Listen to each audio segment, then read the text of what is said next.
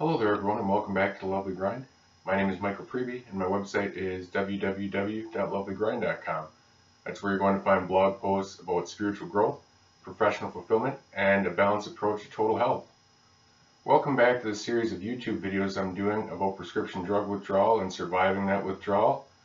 For those of you who haven't seen my videos previously, my withdrawal story involves the SSRI Paxil and the benzodiazepine medication Xanax. Those were medications that I took for nearly a decade and a half before quitting them in my mid-30s. And when I quit them, I mistakenly thought that my life would get better quickly, but that didn't happen. Instead, I was surprised by a rather severe case of physical and mental and emotional symptoms, and it was a confusing and painful time. But eventually, I was able to make sense of the situation. I was able to find information, coping strategies, tools, and eventually I was able to find healing. I was able to find renewed joy and renewed strength.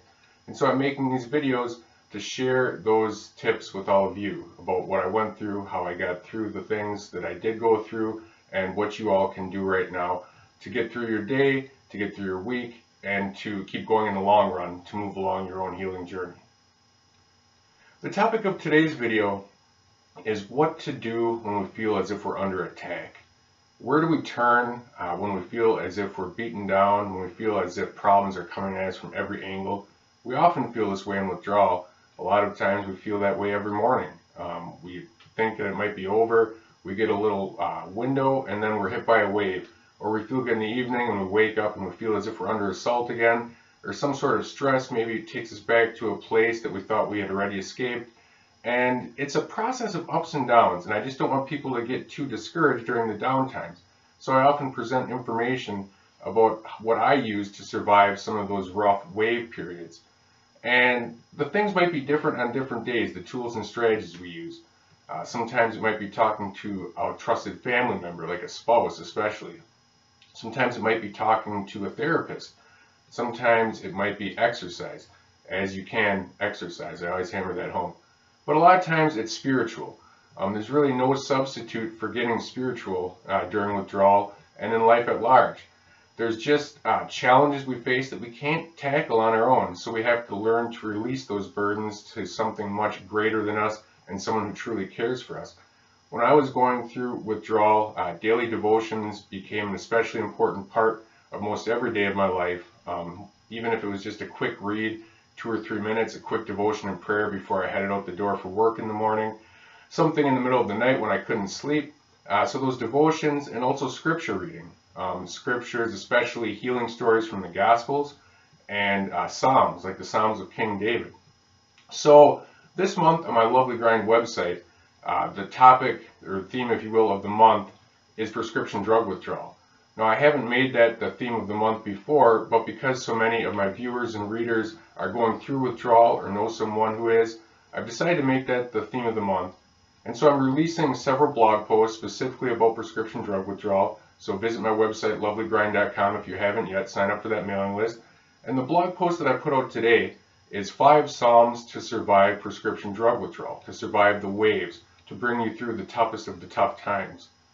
The Psalms are an especially meaningful place to turn when you feel as if you're under attack, because a lot of them were written by someone who knows exactly what it's like to be under attack.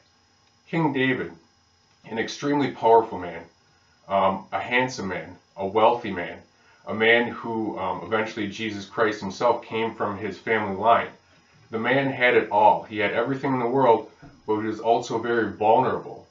He was very vulnerable emotionally and psychologically.